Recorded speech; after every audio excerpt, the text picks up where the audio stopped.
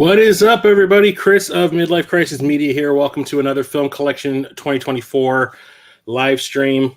Once again, didn't have time to clean up the dome before the stream, so I gotta wear this hat for reasons. Tonight I'm going to be talking about all of the standalone Blu-Rays that I have that begin with the letter R.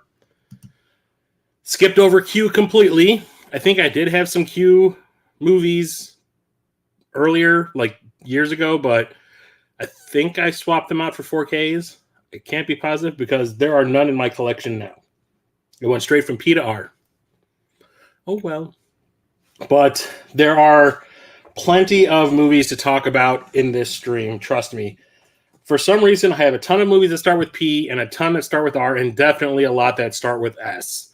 So the S stream next week is going to be epic. But anyway, so why do I do these streams? One, good content for the channel. It's fun. Lets me talk to a lot of excellent people in the chat. And it's good to have a visual record of everything in your collection in case something bad happens. So let's get into it. How's everybody doing tonight? Say hey in the chat so I know you're here. So we're going to start off with a sequel because I own the first movie in this series on 4K. They have not yet released the sequel on that format yet. I hope it comes soon because I would love to have both of them. And that is The Raid 2. What's up, Stevie? How's it going? This is a sequel to an Indonesian martial arts film, The Raid Redemption. I think it's just called The Raid in Indonesia. Fantastic action movie. I absolutely love that one. I went in knowing basically nothing about it. Ended up loving the hell out of it to the point where when the second movie was released, like I got a friend together, the same person I went and saw the first movie with, and we ran out and saw the second one. Raid is brilliant. Yes, it is. This one I think should have this one does have a subtitle. It's like The Raid 2 Bernthal or something like that. I think it should be called The Raid 2 Head Trauma Boogaloo because so many things happen to people's noggins in this movie that it's kind of worrying. My brother has a thing about head trauma, and I know when he said he watched this movie, he was just kind of like, no, that like I have a thing about seeing breaking bones in movies and stuff. He has a thing about people taking bats to faces and stuff like that. This movie definitely has plenty of that. It's a direct sequel to the first one. It takes place moments after the first one ended and goes off in a completely new direction where the first one was very simple. You know, just a bunch of police officers trying to infiltrate an apartment building to get to the top floor where a drug kingpin lives. This one is more about the survivor going undercover to get the person who hired or who the drug lord from the first movie worked for to get them. So he goes undercover into this whole drug underworld thing, and it is crazy. The fight, the finale, the big action scene at the finale is probably 35 minutes long. It just keeps on going and going and going. It's like one fight leads to another, leads to another. It's nuts. Absolutely love it. Great car chase in this too. Absolutely love it. Next up is Raising Arizona. This is by the Coen brothers. I remember this used to be on cable all the time when I was a kid during the summer. And during the summer, I want to watch movies that are action. Like when I was a kid, I'd always want to watch action stuff or sci-fi stuff or, you know, if I could sneak in a horror movie when my parents weren't paying attention kind of thing. But I always wanted to watch exciting type of things. But this was the thing that was on all the time, one specific summer break from school. And when I was a kid, I hated it because I did not get the humor. The Coen brothers have a specific type of humor that just went completely over my head. So this came out like in, 85, I want to say. So which means I was probably around like 10. And just like, I watch it now and I crack up. I was not an aficionado of the Nicolas Cage back then. I have definitely, found him to be, he was good. He can also be really bad. But here, he's just like really manic the whole movie. Just like, it's about an ex-con who marries a policewoman. They find out that they can't have children, so they decide to kidnap the child of a local popular businessman who just had quintuplets, thinking that they have way too many kids on their hands and they can't handle them. They're not going to miss one. Of course they do. It's one of their kids. and it's this whole big epic thing that it turns into, and it's really funny. John Goodman turns up in this. John Forsythe, Holly Hunter plays Nicolas Cage's wife. It is so funny. Like watching this as an adult, I'm like, I can get why I didn't like this as a kid, but it's also very slapsticky at times, like watching a Tom and Jerry cartoon. How did I not find that funny? And I just didn't. I think it was just because I didn't want to be watching something like that as a kid. I was just like, I want to watch the people get their heads blown up and stuff. Next up, we have one of the first movies Brendan Lee was ever in, and that is Rapid Fire. This was directed by Dwight Little, who directed Halloween 4, and I think Steven Seagal's Marked for Death, the one with the Jamaicans. This one I went and saw in the theater because at that point I had seen Enter the Dragon, Game of Death, Fist of Fury, that kind of thing. And I was like, Bruce Lee was pretty cool. Still wasn't like huge into martial arts movies. That didn't happen until Mortal Kombat, the movie, came out. But I definitely love action movies. So my brother and I went and saw this opening weekend. And I think we were the only people in that screening. And we saw like an afternoon screening. We're not talking like the first one. We're talking like maybe 3, 4 in the afternoon. Nobody was there except us. I remember it being a really fun movie. I got a kick out of it, but I don't remember much. I still haven't watched it. It's still sealed. I picked this up used. Well, it was sealed, but I got it at a local store in the used section. Like somebody sold them a brand new copy at the Exchange, I think it was, which is like a resale shop. Someone sold them a brand new copy, and they sold it to me as if it was used. So I got it really cheap. But I remember really liking it. I remember saying Brendan Lee could be good. He could blow up like his dad kind of did, and he almost did. The Crow would have probably made him a huge star if he, didn't die on that set, which is a damn shame because I think he would have been massive action star if he did not die. Like I said, the Wachowskis wrote Neo in The Matrix for him. So next up is video game movie, and that's Ratchet and Clank, the movie. This came out briefly in the theaters. I missed it completely. I want to say within the first week it was gone. And I remember saying, like, I'll wait a couple of weeks for like the kids that want to go see it opening weekend for that crap to die down, so I don't have to worry about having screaming children or kids always going like, what's going on? Who's that? That kind of shit. I'll wait a couple weeks. And by then it was already gone. It bombed hard. I don't know if it did well anywhere else in the world, but in the US, it died a quick, swift death. But the reason I have this one in this thicker case is because this is a Spanish Blu-ray that also has the 3D version of it. So you see up here, it's got the 3D and the 2D version. This I got when I was trying to collect as many 3D Blu-rays as I possibly could. And I remember like going, well, a lot of the, like, what is it? Early 2010s was when, everyone was really trying to push 3D in theaters and on Blu-ray, 3D Blu-ray and that kind of stuff for home video.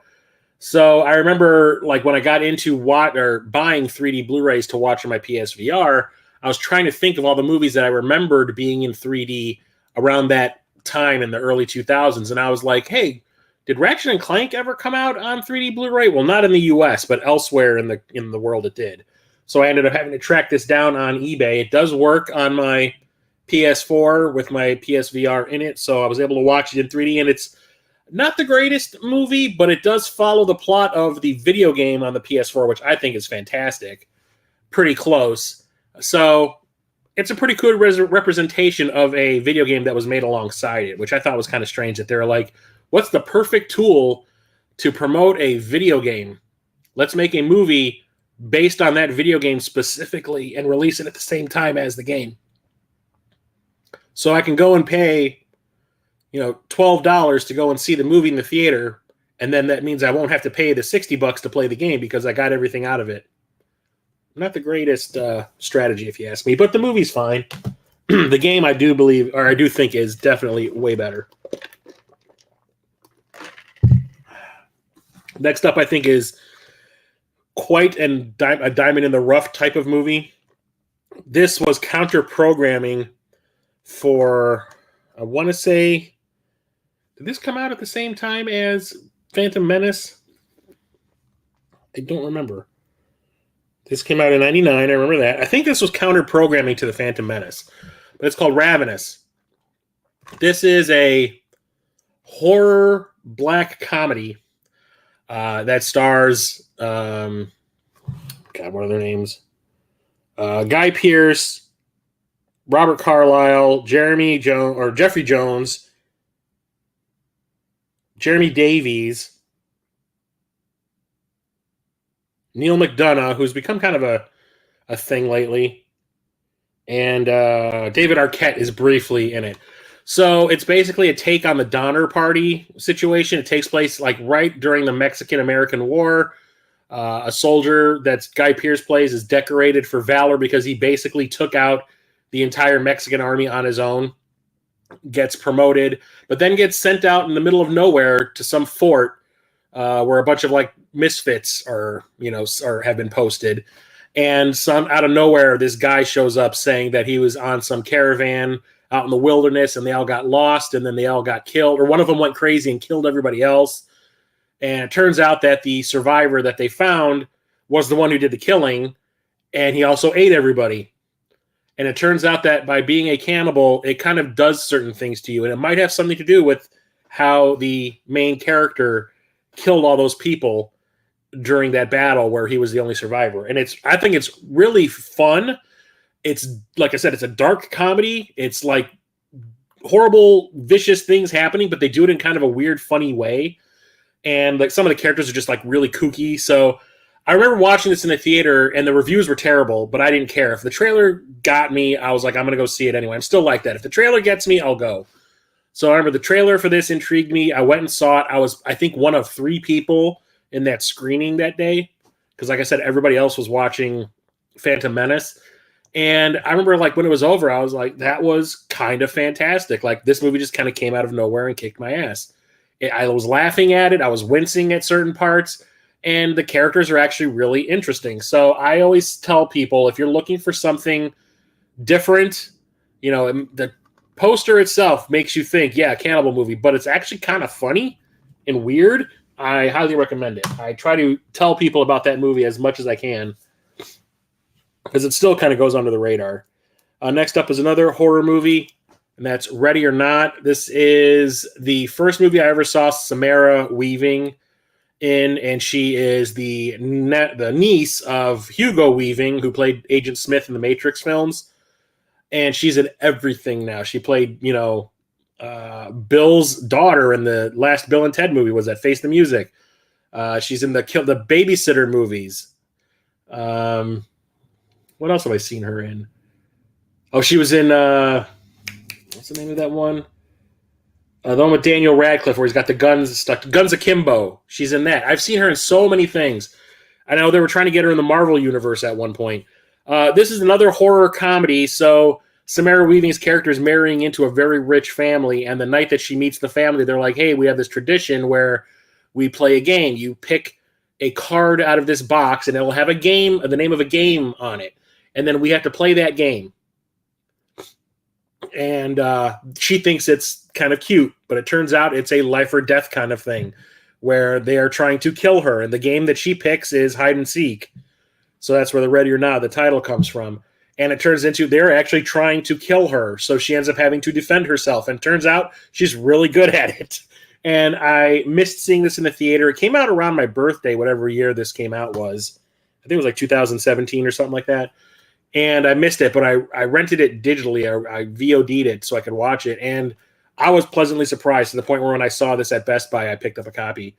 And it's really funny. It's kind of graphic, but in a silly kind of way. It's kind of cartoony violence, I want to say. And Samara Weaving, it's like a star-making performance in here because she is really good. And it's just like a horror movie. But she proved that she is the goods. And every time I see her name in the credits of something, I'll usually watch it. Oh, she's also in the last G.I. Joe movie, the Snake Eyes movie. She plays Scarlet. I remember watching, I had no clue she was in Snake Eyes. I did not like Snake Eyes at all. But I don't remember them advertising the fact that she was in it. So when she showed up when I was watching it on Paramount Plus, I was kind of like, oh, hey, now this is a party. Still didn't make the movie any better, though. Anyway. Next up, we have a steelbook of Ready Player One. So I own a copy of this movie twice. I have a 4K version of it as well. The reason I have this specific steelbook version, which I do think is pretty rad, it has the metallic paint on there with the egg that the main characters are looking for. It has like a grid, almost like Tron, but on the back you've got the 3 keys that all the characters are searching for in the movie.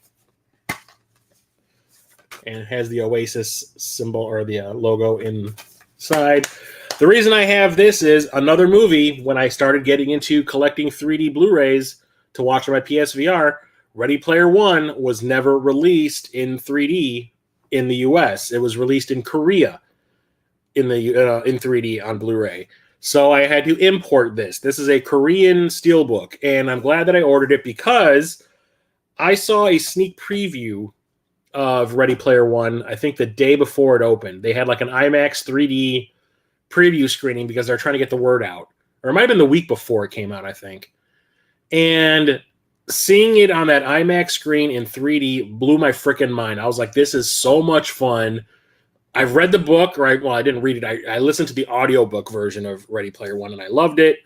It was read by Will Wheaton, which was a weird choice, but still pretty cool. I love the book.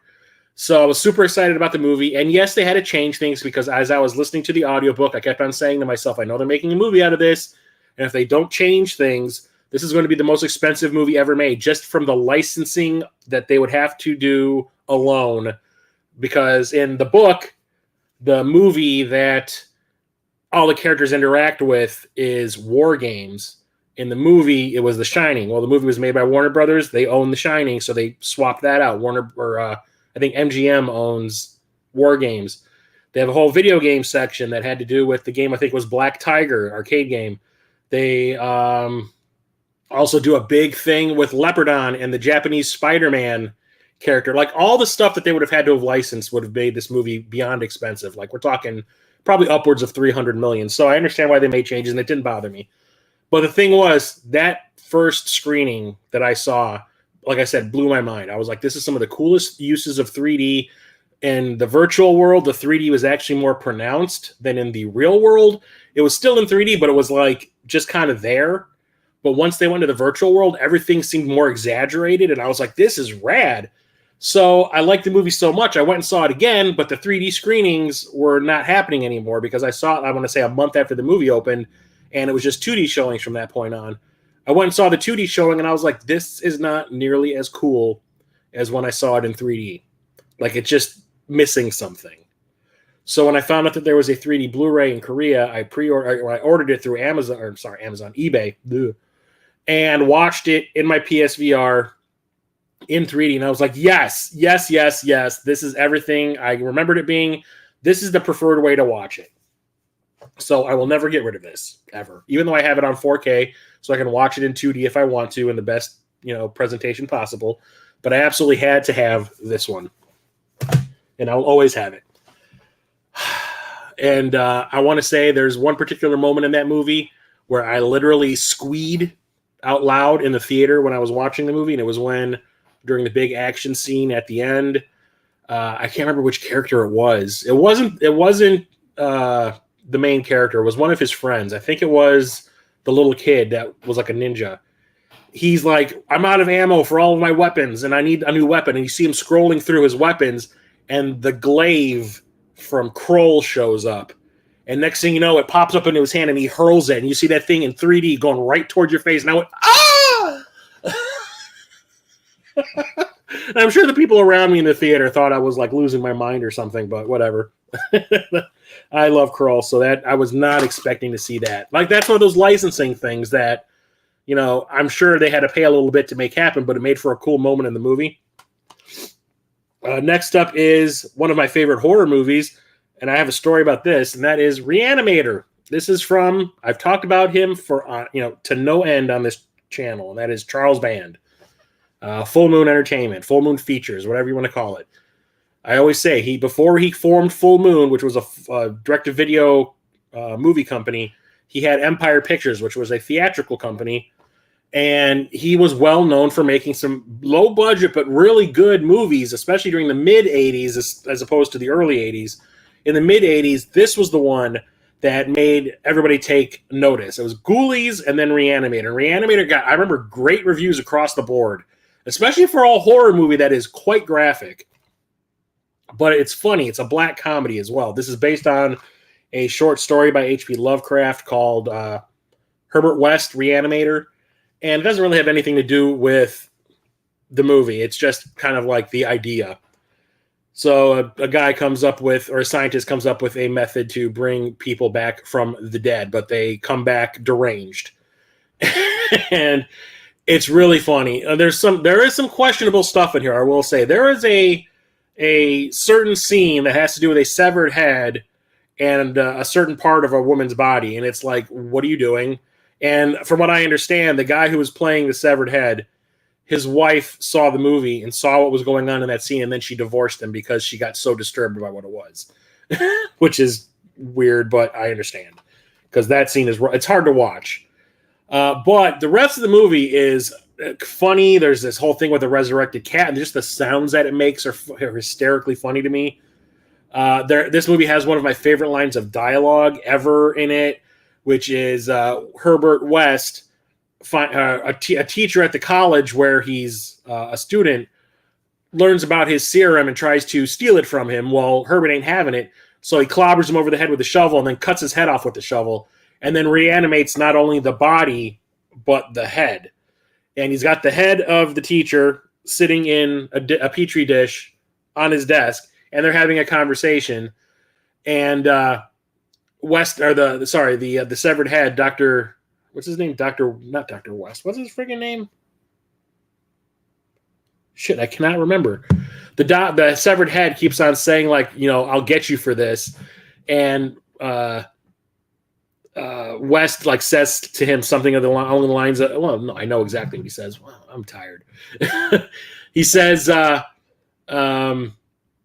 going to believe a severed head? Go get a job in a sideshow. It just, the way he says it is like matter of fact and like I don't give a shit, that it just cracks me up every time.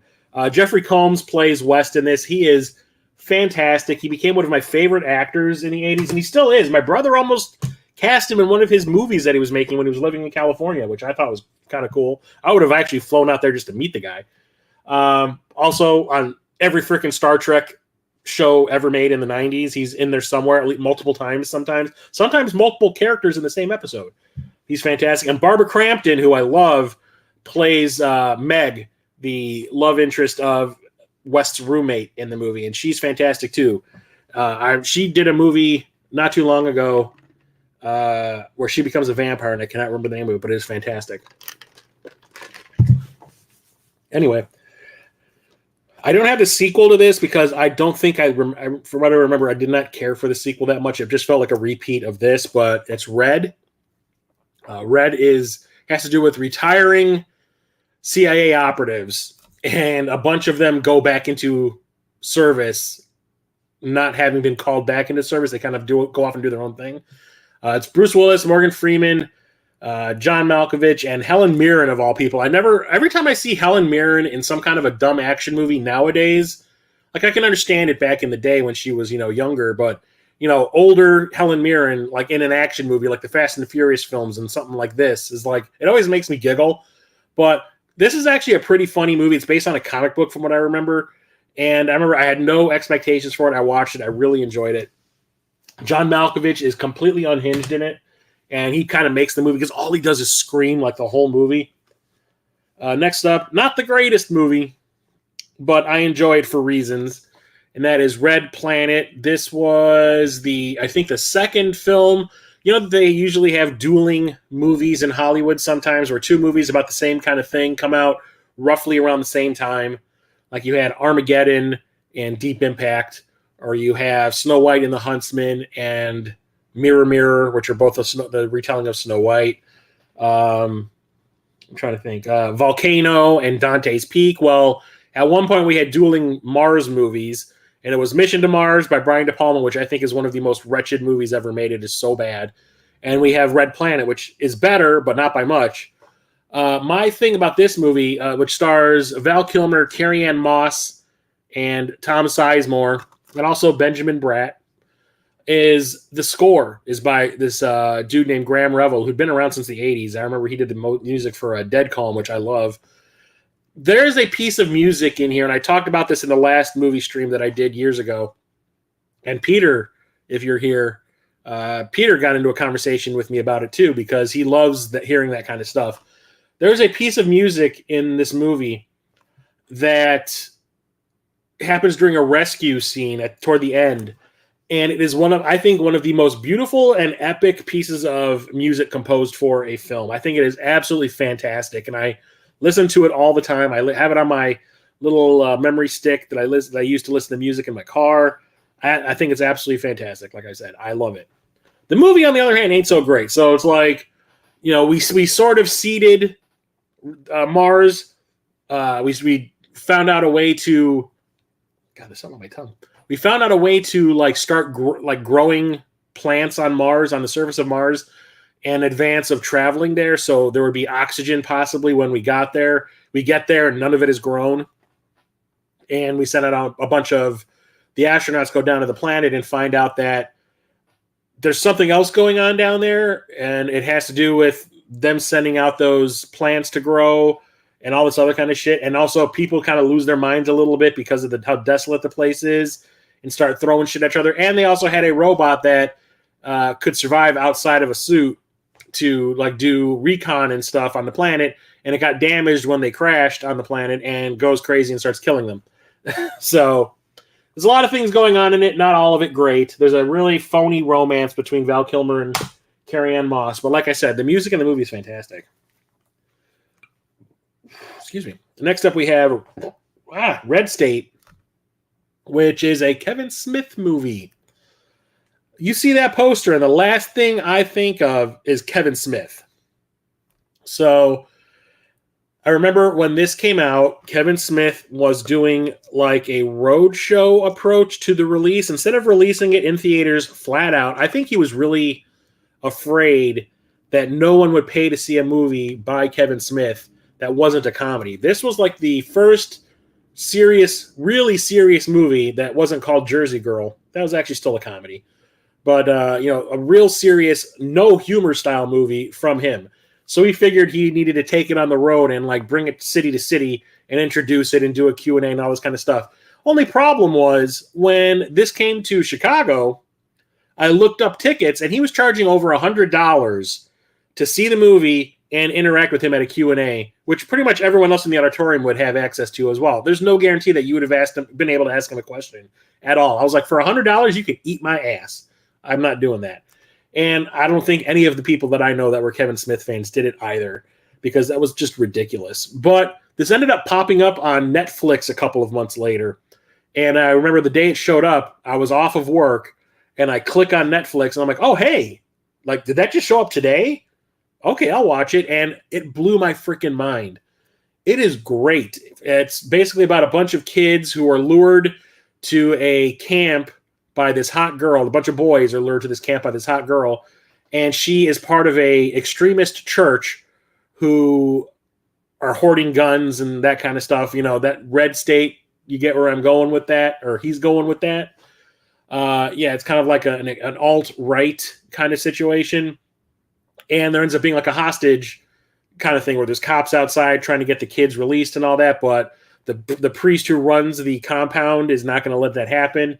It's really well acted. It is really graphic. It has a very strange ending, but I kind of like it because it kind of happens out of nowhere. And it's probably the only thing in the movie that kind of made me laugh because it's so ridiculous.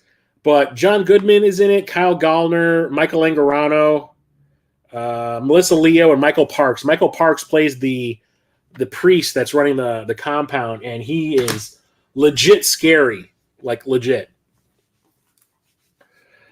So I was talking about Full Moon Entertainment earlier when I was talking about Reanimator. I also talked about this last week that when Full Moon Entertainment started to hit it big in the early 90s with the home video stuff, they realized that there's this other market that they could be exploiting for money, and that was like kids movies. They were like, why don't we open up start a kids division, a kid movie division? And they went and talked to Paramount, or Charles Band went and talked to Paramount and secured even more money from them to start making kids movies. And the movie that I showed off last week was Prehysteria, which was their first movie, and that was gigantic. It was one of the highest rented movies released that year. Surprised the hell out of me. Well, because of that success, of course, they made multiple sequels of that, but they kept making other kids movies, which I never saw outside of Prehysteria. I never saw any of the other movies they made under the Moonbeam label. That was the kids label. So when they started releasing them on Blu-ray, I was like, as part of the Full Moon collection, which I'm trying to get, I should probably get these two. And one of them was Remote, which is like their take on Home Alone. Kid gets left alone. People try to break into the house. Thing is, the kid is a tech wizard and has created all these kind of gadgets and traps that can stop the thieves. So yeah, you can see where I'm going with that. It is essentially a ripoff of Home Alone. Still haven't watched it, so I really can't comment if it's good or not. I should probably at some point unwrap all of those and give them a watch. I have a lot of them. I think I've watched one, but I have seen this multiple times. You want to talk about a movie that was on cable all the freaking time when I was a kid, and I watched it pretty much every single time it was on? That is Remo Williams' The Adventure Begins. So this was an attempt to make another Bond-type character, but an American one. It's based on a series of comic books called The Destroyer, and this is basically the origin story. So a cop who was kind of overweight and pudgy and kind of slow ends up like getting killed in the line of duty, but actually he was recruited into this like secret black ops CIA group and trained to be a killing machine to go on missions that the government wants taken care of, but will never say that they want them taken care of. People that upset the balance, I think, is the way they describe it in the movie. And Fred Ward plays the guy recruited, the cop who's killed and then recruited.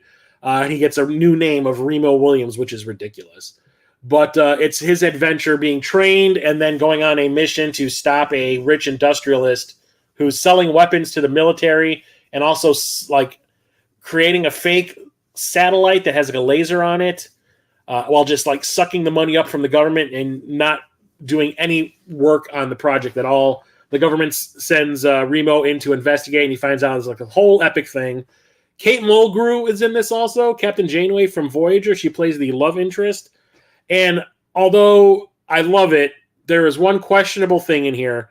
The person who is training Remo Williams is this old Korean man named Chun, who's played by Joel Grey, Jennifer Grey's dad. It's this old Jewish man playing a Korean character, and we're talking with the makeup, with pulling his eyes back and all that kind of stuff. And as a kid, I didn't really understand what was going on, but as an adult, I watch it now, and every time you get a close-up of his face, I go, ugh. Like, that's not cool. Why they didn't cast an actual Korean man? I mean, what would happen if you watched The Karate Kid and Mr. Miyagi was played by a white dude who was like in makeup that made him look Japanese? Not cool. So that is not my favorite thing in this movie. The rest of the movie's fine, but that just bugs me. So that's something I don't actually hear people complaining about too much. I don't know why. But next up, I have history with this movie. That is Repo, the Genetic Opera. I do not like musicals at all, but the movie has, if I'm going to like a musical film, it has to have something unique going on. Like when it comes to Grease, I've said this before too, when it comes to Grease, the sense of humor of that movie gets me. I think the songs are catchy. The sense of humor is kind of perverted and funny. I like it a lot. Then there's something like Little Shop of Horrors. Just the fact that it's a horror movie and a musical gets me. I'm trying to think what other musicals are out there. This is a goth industrial musical directed by Darren Lynn Bousman, who directed Saw 2, 3, and 4, and then went back and directed Spiral, which I think is one of the worst movies ever made. He also did a really great remake of Mother's Day with Rebecca De Mornay, which I think is great, which I talked about in an earlier stream. So the thing is, I remember reading in some magazine or online somewhere that Darren Lynn Bousman, the only reason he directed Saw 4, which he did not want to do, was to get funding to make this. So the way that Lionsgate spun it was, if you do, because Saw 2 was a bigger hit than the first Saw. Saw 3 was an even bigger hit than the other two. So naturally, they're like, keep it going, make Saw 4, make that an even bigger hit. And he's like, look, if I make Saw 4 for you guys, you're going to finance this passion project of mine, which was this, which is based on like bars. There's bars in California, I guess, that have like little stages in them for small little theater product, or oh god, I can't talk. Little theater projects and stuff. Like you can do like a scene from a play, in a bar kind of thing. And they had done a couple of scenes from this. This was like a concept play or something, or concept stage musical. And Darren Lynn Bousman saw one of the performances, and he was like, I want to turn that into a movie, and got together with the people who wrote it and developed it as a film.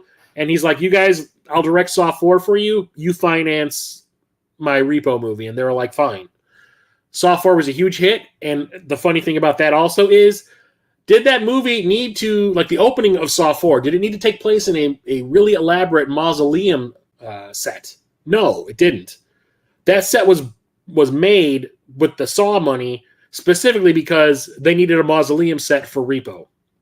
And so basically all the sets that you see in Saw 4 were made so that they can reuse them in Repo, because he went from oh god, I cannot talk tonight. He went from directing Saw 4 to directing this back to back. So it stars Anthony Stewart Head, who played Giles on Buffy the Vampire Slayer. It has a really cool cast. It's Alexa Vega, who's in all the Spy Kids movies. Sarah Brightman, who played the lead in the Phantom of the Opera stage play that was really popular in the 80s and 90s. Paris Hilton. Ogre, who is an industrial singer, used to be in Skinny Puppy.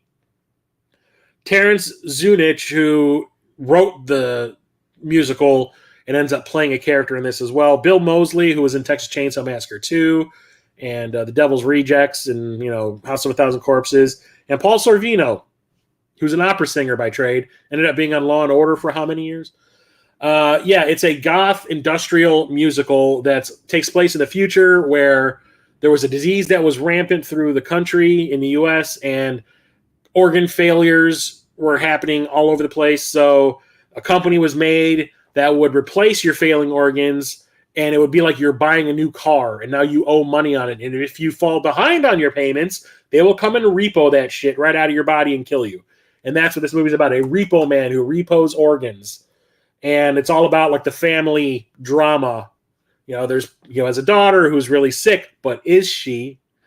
Is the guy that is her father, who's the repo man, is that really her father or someone else her father? It's like a Shakespeare play almost with musical numbers. And some of the songs are super freaking catchy. There's a musical number in the middle of the movie called Zydrate Anatomy, which I think is pretty fantastic. There's also a bunch of them in between that are pretty cool. But the thing about this was, you want to talk about a road show like the one I talked about. What's up, Phil? You like Repo Man? Different kind of Repo Man. So like I was talking about with Red State, where Kevin Smith took Red State like on this tour from city to city.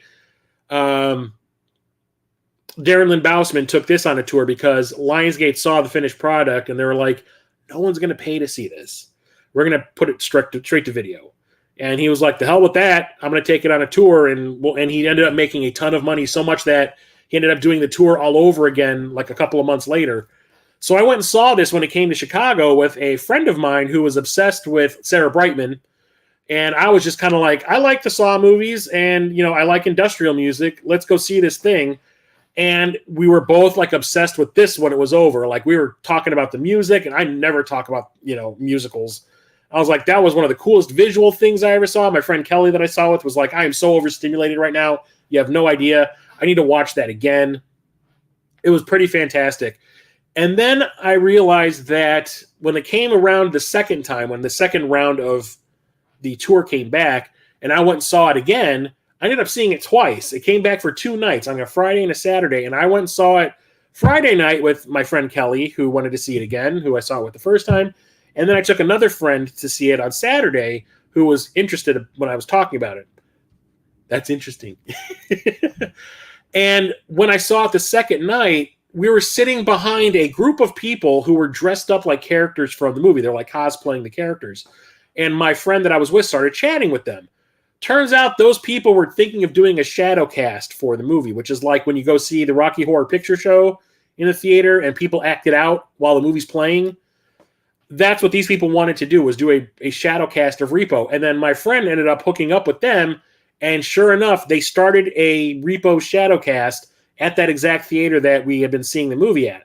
And it was every 2 months, I think they would do one at the theater. And through my friend, I ended up joining the shadow cast. And the first time I did it, I just went to see it. And I met the people that were involved, and they all liked me, and they were pretty cool. So I was like, yeah, I'd like to be involved somehow because this seems like it's fun, and I like the people that were doing it. And the second time I did it, I was like a stagehand, where I was sitting in the front row, and if something needed to be put on the stage or taken off the stage, I would run up to the stage, grab it, pull it down, because the stage where the screen was actually on a really high platform, and that's where all the people were acting out the parts. So I'd run up, grab something off the stage, and something that was sitting below I would put it back up on the stage for them, like chairs, tables, props, whatever. And then the next time they did it, I ended up playing 2 parts in it. I ended up playing a doctor who tells Paul Sorvino's character that he's got cancer and he's dying, and then they kill me for giving bad news, and I had to fall down a flight of stairs. I like crawled down it like on my hands and knees kind of thing after they killed me to get off stage. And then I played another victim who gets killed during the middle of a musical number, and I was strapped to a wheelchair, and people are dancing and singing around me while they're threatening to kill me. My character had nothing to do with anything in the plot. It was just a person that was going to die, and they're just singing and dancing around me, and I'm just kind of waiting for it to happen. But the thing was, everyone kind of played everything kind of goofy and silly. So they're singing and dancing while they're going around me, and instead of just looking terrified, I started dancing in my chair to the music and stuff, and it got a good laugh, and then they slit my throat, and that was it. To this day, 2 of the people from that shadow cast are 2 of my best friends. I still see them all the time. I talk to them all the time. They're in my Dungeons & Dragons campaign that I stream on Twitch. They play with me. And I ended up dating a girl that I met in the shadow cast for about 3 years. And, things happen. I still talk to another girl who is in the shadow cast. I still talk to her on occasion about movies and stuff like that. So yeah, great. It's not a great movie. It definitely takes a certain type of person to like that one. If you like goth stuff, if you're into horror, if you like industrial music, if you have a high tolerance to gore, you'll probably like it. It's weird. Next up, we have a long-running franchise that I hear they are trying to bring back because these movies ended up being really, really profitable. You played a junkie in House of Cards, the show that was on Netflix? The Kevin Spacey show? Or what? We're talking Resident Evil. Yes, they are trying to bring this back again. Someone just texted me. So I'm a huge fan of the Resident Evil video games, even though I had not played any of the new ones. When this came out, Part 4 might have been out. And I remember reading articles about this coming out. The guy who directed the first Mortal Kombat. Yeah, the show on Netflix. That's awesome, Phil. Fantastic. I hope Kevin Spacey didn't do anything naughty. No, because I saw that documentary about him, and apparently he did a lot of horrible things on that set. I love Mortal Kombat. The original Mortal Kombat movie is still one of my favorite video game-based films of all time. The next movie that Paul Anderson made was Event Horizon. Then he did Soldier. And then, because Soldier was a huge bomb, he kind of, fell off the radar for a while. But when I heard he was coming back and making another video game-based movie, I was really excited. And then I remember reading somewhere online or something, or in a magazine, that the movie was, going for a PG-13 rating. And I said, hell no. I understood Mortal Kombat. Because, that's towards, you're aiming that towards kids. So that's one thing. But Resident Evil, it's about freaking zombies, dude. I was like, you do not water that down. So what the hell? I was kind of pissed. So right then and there, I said, yeah, not watching that one. He wasn't there when you were here. That's good. So then I saw the trailer for this. I remember I watched it on my computer on a 56K modem. It took me probably 25 minutes to download the whole freaking thing. And when I watched it, I was like, I can see the Resident Evil in it. I can see certain things. And then there's like martial arts. Like they show Mila Jovovich do that running up the wall thing and jump kicking a dog in the face. And I'm like, I don't know about that, but at least it's rated R. So that whole PG-13 thing went out the window. So good for them.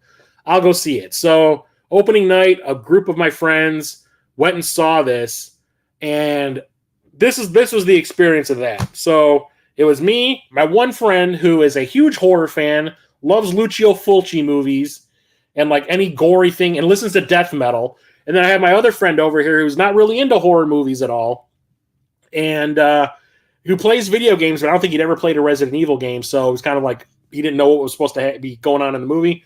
So and then there's me. The movie ends, and I'm like sitting there going like, that was pretty fun. And then my horror movie friend goes, R-rated my ass. That was the driest horror movie I've ever seen. Fuck this movie. And then my other friend, the one who isn't into horror movies, is like, yeah, that was kind of stupid. And then here I am going like, was I the only one who like was able to have fun watching this movie? That's kind of sad. I was like, because I didn't have any expectations. I was just like, I want to see a movie. And yeah, it had a lot of Resident Evil stuff from the first game, especially in it. You know, when it came to like a shot from the game or a prop or something or a piece of music or whatever, like angles, there's that angle that's overhead in that lab area where that one security guard is like on the ground and Mila Jovovich kind of approaches him and it's looking straight down on him. That's right out of the game. The hallway with the little angel statue at the end of the hallway is right out of the game. So I was like, this is kind of rad.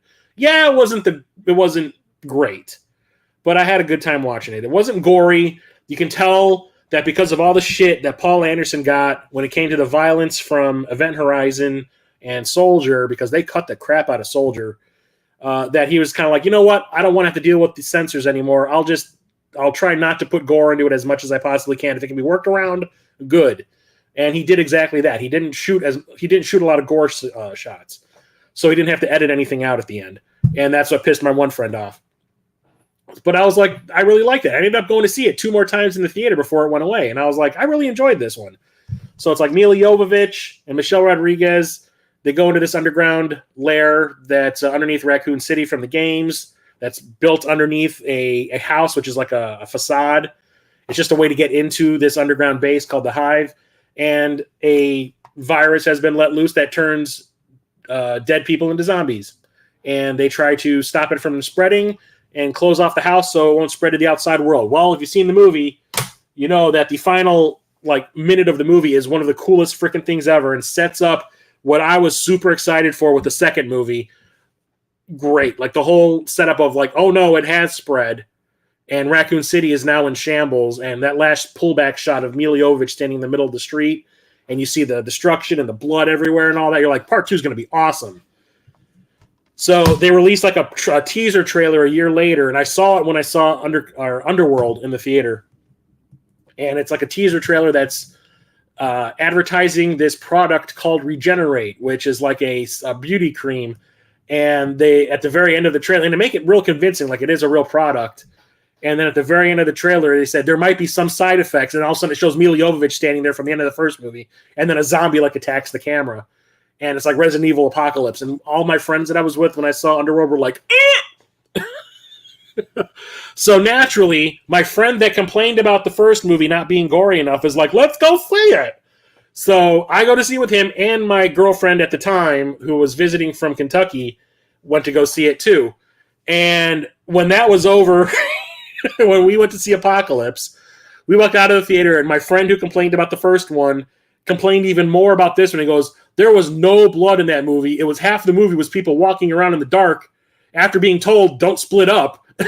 It's like, he goes, that was stupid. And my girlfriend was like, yeah, it was all right. And then there's me. And this time I was on the negative side of things where I was like, yeah, that sucked.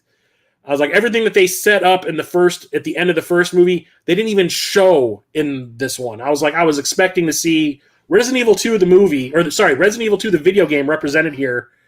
And no, they skip over a lot of it. They bring in characters from the third game, and it's just, what's going on? And then the whole Nemesis thing, being one of the characters from the first movie, and like, oh, I can see that his eye is the same eye from my buddy. I'm not going to attack him. Ooh, no, I hated it. I absolutely hated it, and I still hate it.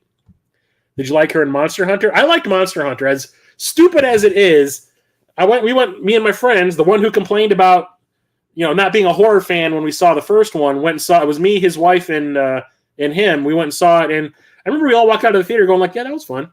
It wasn't anything crazy. I've never even played a Monster Hunter game before. I didn't know if anything in that movie had anything to do with the games at all, but I enjoyed the movie. So yeah, I still don't like this one at all. I think it's like my friend said, it was half the movie is somebody saying, don't split up, and then that person that they told goes off in their own direction exploring the dark, and that happens, I don't know how many times in this movie, to the point where it's annoying. And then Milla Jovovich gets powers out of nowhere. And like I said, the whole Nemesis thing annoys the hell out of me. The way they use the Nemesis in it is dumb, even though he does do the whole stars thing. And like Mike Epps is in it, and he's like really out of place because he starts making Grand Theft Auto game references and stuff. And he's got the golden guns that character from Code Veronica ended up having in that game. I was like, I don't know what's going on here. It's like a jumble of ideas just thrown together. But then the third one came out, and the trailer for this got me again. So even though I hated the second one, I was like, I'll go see it, whatever. And this one I really liked. This is like the whole world has ended. It looks like Mad Max land. Everything is a desert. And Milla Jovovich is like losing control of her powers, and there's like clones of her running around. And they bring in Claire Redfield from the games, and it's Ali Larter, and I had a crush on Ali Larter like you would not believe back in the day. So naturally, I went and saw this opening weekend, and I really like this one. This one is really fun. It's still stupid as hell, like the other ones are, but I really enjoyed it. The action scenes are fantastic. The guy who directed this is Russell Mulcahy, who directed the first two Highlander movies. I really like his style, and I think his style fit that one great. And it has a fantastic soundtrack, too. And then we have the fourth one, Afterlife. And you want to talk about a movie that really surprised the hell out of me? So after the third one, I was like, I guess we're going to get another one because this one ends on another cliffhanger. Each of these movies ends on a cliffhanger. And I was like, but I don't know where they could go with that because Milla Jovovich finds all of her clones that are still in suspended animation, and she's kind of like, oh, I know what's going to happen now. I'm like, well, I don't. So the fourth one comes out, and the thing about this was this came out just after Avatar did. And they used the same 3D cameras that James Cameron used to film Avatar in 3D. So that was one of the things that kept advertising in the trailers, and I was like, that actually sounds kind of cool. I'd love to see a Resident Evil movie in 3D. And this one blew my freaking mind. I ended up seeing this in the theater probably 4 times in 3D each time. I refused to see it any other way. I absolutely loved this one. The action is fantastic. The 3D is really well thought out. This movie has no plot and no character development. It was basically just designed, to be a 3D showcase. Like, there's nothing going on in this movie plot-wise. And you know what? I'm okay with that because sometimes I just want to watch a movie that's just a bunch of nonsensical action scenes and, possible breastises. I had a blast watching this each time I saw it in the theater. And Milla Jovovich kicks ass in this one. This one has probably one of my favorite soundtracks out of all the movies. Like I said, the action scenes are, like I said, so well thought out. The one in the shower is, when you really think about it, is stupid because if that whole scene is shot in slow motion. If it was played at full speed, that action scene would be over in 35 seconds because it's basically I run, someone's chasing me, I jump off the wall, jump over him, and then I slide between his legs and shoot him in the crotch with my gun. And in the movie, it's spaced out to like 2.5 minutes because it's in slow-mo, but it's absolutely fantastic. I love the way the 3D looks, and I've watched this I don't know how many times in my PSVR headset, and the 3D is fantastic there too. I made a video on my channel like years ago about movies that you should watch on 3D Blu-ray in your PSVR headset, and this was my number one pick. This one is exactly how I remember it looking in the theater. The 3D is so good, and I absolutely love this one. This I watch all the time. Even in 2D, it's fun. So after I lost my mind loving that one, naturally I want to see the next one because that ends in a cliffhanger as well. So my girlfriend at the time and I go to see Resident Evil Retribution, which is the 5th movie. And this one was filmed with the same 3D camera system that they used for Afterlife. But this one kind of like, I remember it got the best reviews out of all the other movies in the series.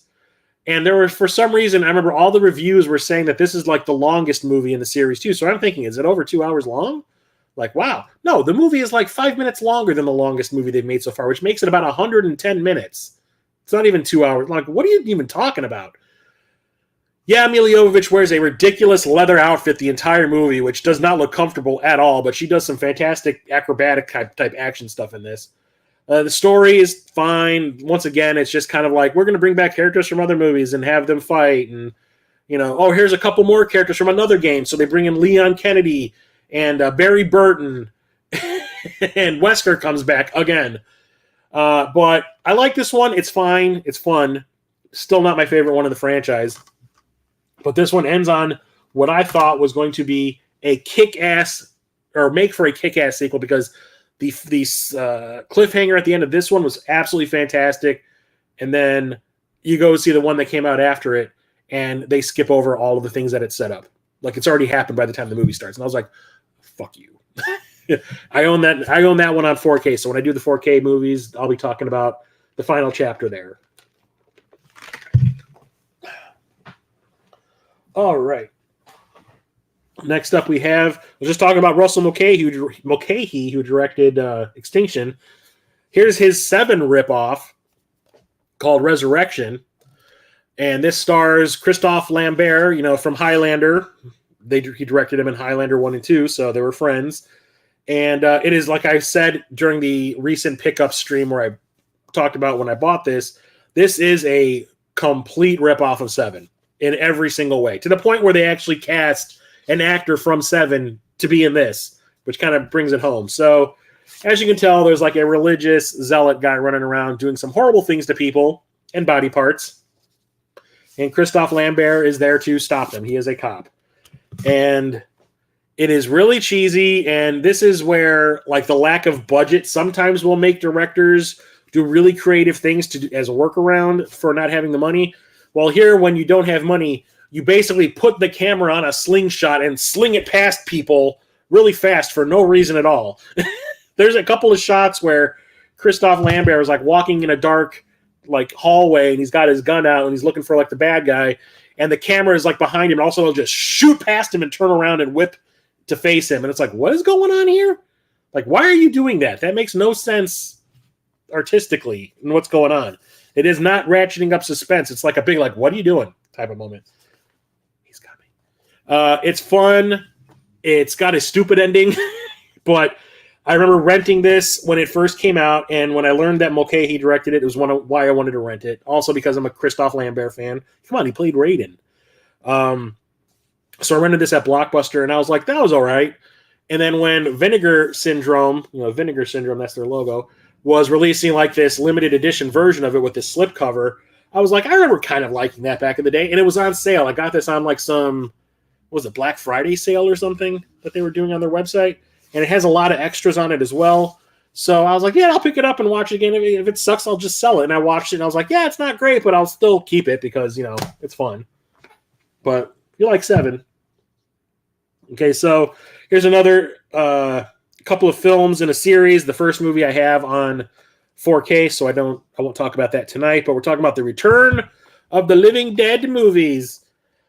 The first one is one of my favorite horror movies of all time because it's not really a horror movie. It's more like a comedy. And this one really goes in the root of the comedy. So the first one was kind of a parody of the Night of the Living Dead movies. And they even referenced the movies in there where when the zombie outbreak first starts, one of the characters says something like, oh, remember that movie? Well, it's based on what happened with this liquid that we have in these canisters here. This is the start of the idea for that movie. And this one kind of is almost a soft reboot of the first movie because it stars two of the same stars who died in the first one, playing totally new characters. There they work in this medical supply warehouse, and they ended up dying. And here they play grave robbers. And like the zombie apocalypse breaks out in a small town, like the suburbs. And it's not great. The first one I think is just classic. It's presented seriously, but it's acted in a funny way. And I think that's great. Here, it's just kind of going for laughs as much as it possibly can. Like, get this.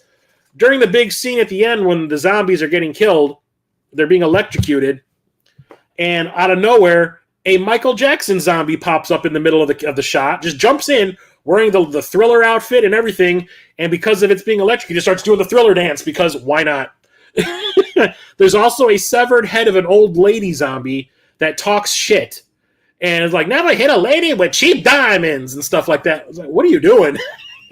So not my favorite movie in the series. This one is probably out of the three mainline ones. There's also a fourth and a fifth one. But we don't talk about that here. Those are made for cable. This is probably my least favorite, but it's still entertaining for just like a real quick, silly horror movie. But the third one, so the first one, like I said, is presented seriously but acted silly. This one is played for laughs. This one is the dead serious one, part 3. And a little note, they just found a tape with the original first cut of this movie before all the edits were made, which took out a lot of the violence and some of the plot. And they're talking about trying to restore it to 4K if they possibly can. I hope that happens because this is awesome. So this one is more Romeo and Juliet. So a young couple, they get into a motorcycle accident, and the girl dies. Turns out the kid's dad, works at this government agency where they're working with the stuff that resurrects the dead from the first 2 movies, and the kid brings her there, resurrects her. She comes back to life. She's kind of okay, but she starts to develop that hunger for the skin, and she ends up, like, in order to still be with... She wants to still be with him, but she knows that she eventually... the hunger is going to win, and she's going to end up eating him. So she learns that if she hurts herself in some way, she can curb her appetite. And by the end of the movie, she is a walking pincushion, like you can see. And she turns into a killing machine, and it is kind of awesome. I like this one a lot. It's a lot of fun. Like I said, it's dead serious, but it's pretty rad. And then they made 2 direct-to-cable or sci-fi channel sequels, which are god-awful. Next up, we have Nightmare Fuel from my youth. And it didn't come from a place you would expect. And that's Return to Oz. So my dad took me and my brother to see this at the Dollar Theater when we were kids. My mom refused to see it. Wizard of Oz is her favorite movie of all time. She has a Wizard of Oz shrine in her house. But she refused to see this after seeing the trailers because she's like, that's not the Wizard of Oz I know. So she refused. So we waited for a day that she was at work on the weekend, and my dad was like, well, we'll go see it at the Dollar Theater. We went, and this movie is not for kids. It's for kids, but not for kids. And the weirdest thing is, it's made by Disney, of all companies. This was during their dark years where they were trying to be a little edgy and push the envelope of what's passable for children's entertainment, where they did Tron, Watcher in the Woods, The Black Hole, Black Cauldron, Something Wicked This Way Comes. What else was there? My Science Project, which ended up being so adult that they ended up moving it to a different label. And this. So, yes, this is a sequel to The Wizard of Oz. This is based more on the book series than The Wizard of Oz was. The Wizard of Oz was like this, kidified version of the stories. They were kind of dark originally, but this kind of captures that. And Dorothy ends up going for shock treatment because she can't stop talking about Oz, and everyone thinks she's nuts. And she ends up getting sucked back into Oz and finding out that there's this... Everyone's been turned to stone in the Emerald City, and there's a queen, an evil queen running around who has interchangeable heads, so she's ripping her head off and putting other people's heads in their place. And there's also this gnome king who's made out of rock that wants to kill her and all that, and it is nuts. And I watched this for my podcast, the movie starting with Nintendo, and we were both, all 3 of us, it was me, Jeremiah, my co-host, and Nintendo, reminiscing about how this movie kind of scarred us as a kid. You go to a movie that says, is a sequel to Wizard of Oz, and you expect there to be rainbows, and everything's in Technicolor, and there's singing and dancing, and everyone's kind of happy and all that. And then you watch this, and it's the exact opposite, and you're scarred for life. Absolutely love it, though, because of how opposite it is to Wizard of Oz, which I really don't like because it's rainbows and happy and musical and all that. So that one's my preferred version. I wish they made more, but it was a huge bomb for Disney, just like all the other movies that they made in those dark years were all bombs except for Tron. So I had a soft spot for that. And I bought that from the Disney Movie Club, which just closed during the winter, I do believe. And that was kind of like Columbia House. And I got The Wizard of Oz and 3 other Blu-rays from them for $0.25 each. The only caveat was every month I would get a message through email from them saying, hey, our big new release this month is coming out, and you have to pay full price for it. And I had to buy, I think, seven or 8 full price movies in order to live out my contract or to buy out my contract with them to get these movies for $0.25 each. And the only time I ever bought anything new from them was right when they were closing, because I got them everything on sale because they were shutting down. And here's a real problematic movie that I used to love as a kid, but watch it now and it's like, yikes. And that's Revenge of the Nerds. So as a kid, for some reason, my parents were not allowed to watch horror movies, but I could watch Commando, I could watch Terminator, I could watch any of these super violent, Rambo, super violent action movies and comedies and sci-fi movies, but a horror movie, no. And this was one of the ones that they were kind of okay with, even though it had like a lot of nudity in it and like stuff that was very adult oriented, but they were kind of okay with it. No big deal.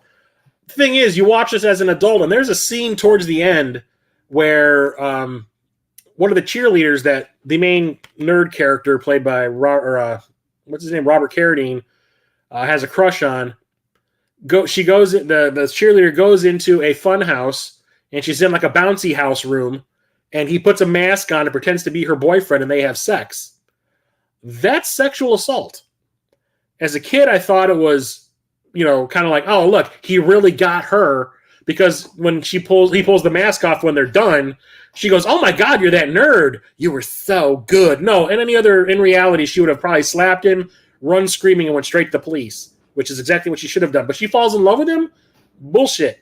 I watch this now and I cringe.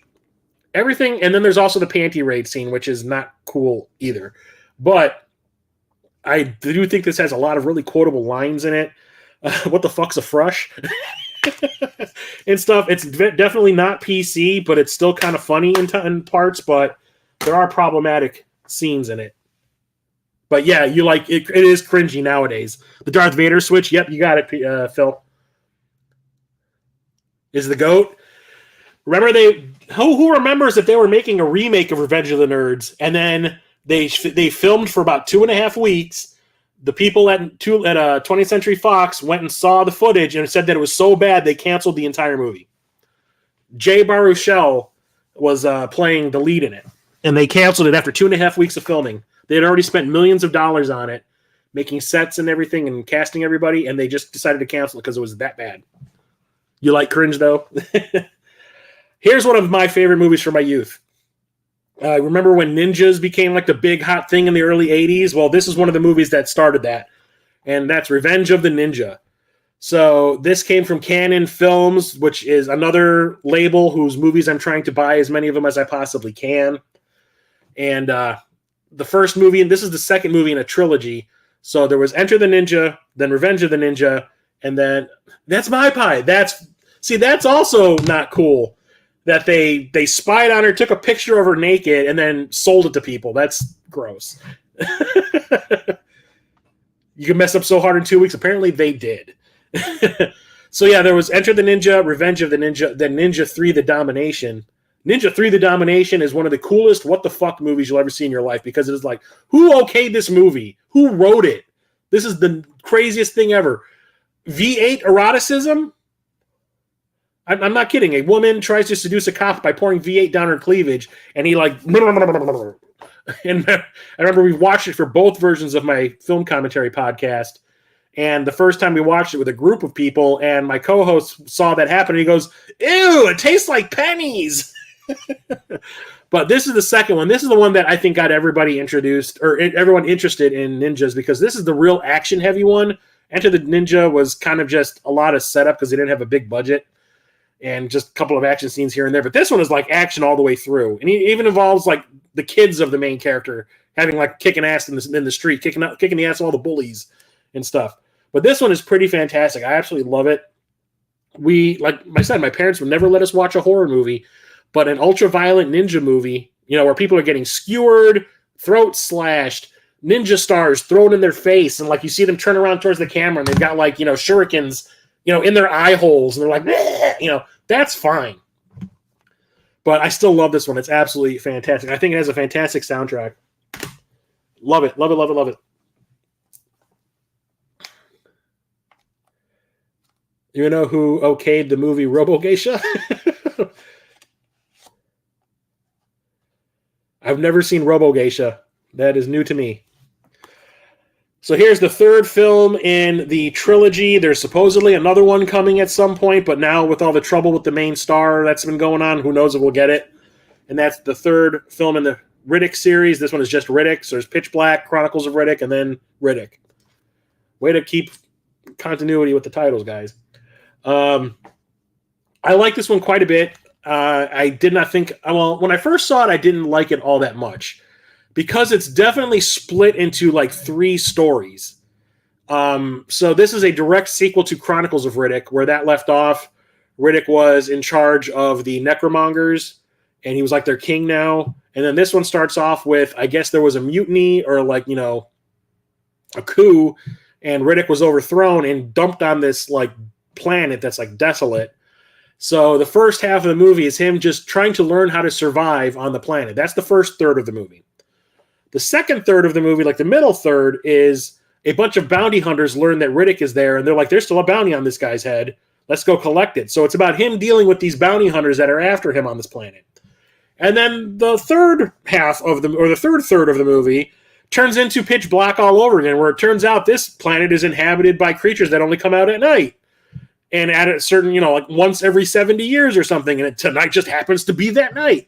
And it's about him and the rest of the surviving members of that bounty hunter crew trying to survive this onslaught of these creatures. It's very episodic. It kind of bugged the hell out of me that they could not pick one story to go with and keep it there. Like if it was just about him dealing with the bounty hunters, I probably would have been perfectly fine with it. But like shoehorning in the whole Pitch Black thing at the end, I was like, what are you doing? Like repeating all this shit? Because it happened, it goes down almost exactly like Pitch Black did. So it kind of bugged me, but I really do like the opening where it's, him learning how to survive on the planet, and he like befriends this coyote dog llama thing, which is really adorable for like a CGI creation. It actually has personality. And I love the character of Riddick. I love the fact that he's an anti-hero, and he's a bad guy, but he also has like a sense of like honor and compassion, which is kind of strange. So I like the character. That's why I keep going to see these movies. But like this one just kind of rubbed me the wrong way in areas. I watch it now and I'm like, yeah, it's all right. Still don't like the whole Pitch Black redo at the end.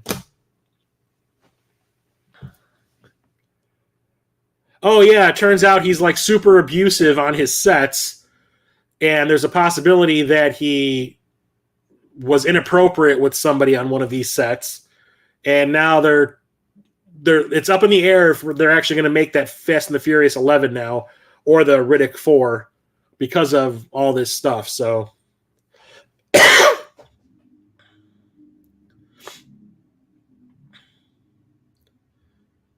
His little buddy was awesome, like a Pitch Black 2. Yeah, it is. So yeah, it's weird because it's like part of it is it feels like it belongs in the Chronicles of Riddick part because it went from being like a sci-fi horror movie in the first movie to being like a sci-fi spectacle movie in the second one to being like half sci-fi spectacle and half sci-fi horror movie again. And I was just like, make up your minds where you want to go with this franchise, dude. The dog stuff is great. Yeah, he's a bad guy, but he's not a bad guy. Yeah, that's why I like the character so much. So during the last pickup stream that I did at the end of June, I bought that China O'Brien double pack that had China O'Brien 1 and 2 in it. And I was trying to remember what other movies I had with Cynthia Rothrock in it from the 90s. And I totally forgot that I had bought Righting Wrongs. So this main star of this is Yoon Bu, who was one of the 3 brothers that Jackie Chan went to acting school with, where they learned martial arts also. So it was Jackie Chan, Yoon Bu, and Sammo Hung. Those were like the 3 brothers. And they made tons of movies together, too. Project A and Wheels on Meals. So they made a whole bunch of movies together. This is like the first big one that Yoon Bu did on his own without them. And they ended up casting Cynthia Rothrock as his sidekick in it. And this one is pretty fantastic. There's that, I talked about it last week, I think also. there was this movie on VHS that we had at the video store I worked at in the mid-90s called The Deadliest Art. And all it really was, it wasn't really a movie. It was just a best of fight scenes from other martial arts movies. It was like a 90-minute best of. And it was hosted by John Saxon, who was like telling you what movie it was from and what the movie was about before they show you some scenes. And there was a bunch of scenes from Righting Wrongs in it. And that was how I learned about this movie. And there's another one I want to see that he's in called Dreadnought, which I think looks fantastic too. And I've been trying to find a copy of this ever since. And I rented it once on VHS at like some out-of-the-way video store when I was a kid. And I thought it was pretty cool. But I never was able to own a copy of it until this came out on Blu-ray. And this came out through Vinegar Syndrome. You can see their label right there. And I was super thrilled that they did because I've been wanting to see this for so long. So intensely, in fact, that I still haven't opened it to watch it. I guess his reason is May 6th. They said that the movie is starting shooting this fall. Okay, so Furia, yeah. I mean, I want to see it, but if he's a tool, you know, we'll see. Next up is a Japanese movie, which I absolutely love. And the first time I learned about this was on The Daily Show when Craig Kilborn was hosting it, because he used to show a clip of this movie before he would go into one of his little segments where he would talk about something specific. And it was always a shot of two guys standing face to face, and they were in profile, and one guy went like this and clapped the dude's head, and his head exploded when he clapped his head. And me and one of my old friends were always going, what the hell movie is that from? Like, they never told you. And then randomly, he finds out that it's this movie called Ricky-O, the story of Ricky. So we ended up renting it, or he ended up buying a VHS of it somewhere, something like that. But we ended up watching it at his house, and we learned that it's based on like an old manga that was ultra violent. And when we watched this movie, we were not prepared for how nasty this movie was. Like, people pull out their own intestines and choke other people with them. That one dude gets tripped and lands on these like little boards that are covered in nails, and it goes through his face, and he stands up and rips his eyeball out when he pulls it. It's nuts. It's absolutely nuts. And the main character, Ricky, is almost like Kenshiro from the Fist of the North Star, where he'll hit you somewhere and like something on you will explode. Like, he is super strong for some reason, so he'll like whack you in the shoulder and your arm will come off, kind of shit. And it is absolutely nuts. And I really didn't have any interest in owning a copy of this. Like, I saw it the one time on VHS, and I was like, you know what? I'm good. I was cool. I liked it, but I don't know if I'd ever watch it again. And then I went to Half Price Books one day after work, and they had this for sale for like $8 or $9. And I was like, you know what? Yoink. I'm taking that home. So, had to own this. I need to watch it again, though. I've known that Vin was some kind of a diva on set and had issues with a few of the people, especially The Rock. Yeah, I think that was fake, honestly, if you ask me, the whole feud that they had, because otherwise, why would The Rock come back in the last one if they hated each other so much? And they, from what it sounds like, they just did that so when he pops back up, everyone's like, oh my God, because he wanted to go off and do other things other than more Fast and the Furious movies, and that's why he wasn't in the last couple of them. Ricky-O, bro, that movie, 10 out of 10 fight right there. Yeah, it's like I liked it when I first saw it, but like I said, it was one of those movies where I'm like, yeah, I don't see myself ever watching this again, but I'm not sad that I saw it. But when I saw the Blu-ray sitting there on that shelf, I was like, you know what? You're coming home with me. So next up, we have a horror movie which exceeded all my expectations, and that's The Ring. Because I want to say a week before The Ring came out, I saw the Japanese version, Ringu. So the trailer of The Ring really got me and my friends. Like, we were like, that looks pretty cool. And I know it's based on a Japanese horror movie. It's like a remake of a Japanese horror movie, because I've been reading about it in magazines at that point. So we really made a real effort to find a copy of the Japanese version, Ringu. And I ended up buying a VCD of it. Remember VCDs? Off of eBay. And VCD was essentially just that. It was a movie on CD, and it was very low quality. It looked like a VHS tape almost, and it was on like 3 VCDs, because each VCD could only hold like 25 minutes of footage. So we watched Ringu on VCD, and it blew our freaking minds. Like, we had never seen anything like this before. It's about a cursed videotape, and if you watch it, you have 7 days to pass that curse on to somebody else. Otherwise, you're going to die. And then the next person that watches the videotape, the same thing will happen to them. So it's like a virus that you're passing on, a virus of death kind of thing. And then when you finally see what does happen to you, if you do not pass the curse on after the 7 days, the whole scene with the Sadako coming out of the TV and all that, we were like, holy shit. Like, that was awesome and freaky. So when we saw this, we're like, I don't know how they're going to make it any better. And then I remember when the remake came out, one of my friends was always reading Roger Ebert's reviews. And Roger Ebert, I always said, was one of the most out-of-touch critics on the scene, especially like in the early 2000s and all that. Like, he just did not understand like things that modern audiences would want to see. So he read this review that Ebert did of this, and Ebert hated this. He said it was probably one of the worst movies he saw all year. So we had made plans to go and see this in the theater, and then I go over to his house to pick him up, and he's like, I'm not going to see it. And I'm like, why? And he's like, because Roger Ebert gave it a shitty review. I'm like, so? I'm like, how about we go to see the movie and make up our minds for ourselves? He's like, no, I'm not going. But let's go and get dinner and all that. I'm like, no, I came to see a movie tonight. I'm going to go see a movie, so bye. And I started to leave, and he's like, no, fine, I'll come with. And then we ended up saying that we thought that this was better than the Japanese original when it was over. They simplified some things in it. They explained and expanded upon other things that were not in the film that I think came from the second Ringu film from Japan, because there's actually 3 movies in the series in Japan. And like the acting was really good. Everything about it was like top notch. Like the video that you watch on the videotape was really disturbing looking. And I think they even made the television scene at the end of the movie better. And they even show you what you'd look like after the fact. They always, in the Japanese one, it's like somebody pulls a sheet back and they're like, oh my God. And then that's all you know. This one, they actually show you. I really liked it. Like, I still think it's one of the most effective horror movies I've ever seen. Not to say anything negative about this. This is still fantastic. I think this one just edges it out a little bit by taking it a little bit further, which I really liked. Ricky, I don't miss VCDs ever. I still have some because of what's on them. So I had a VCD of all of the episodes of Mortal Kombat Mortal Kombat Conquest, the Mortal Kombat live action show, TV show.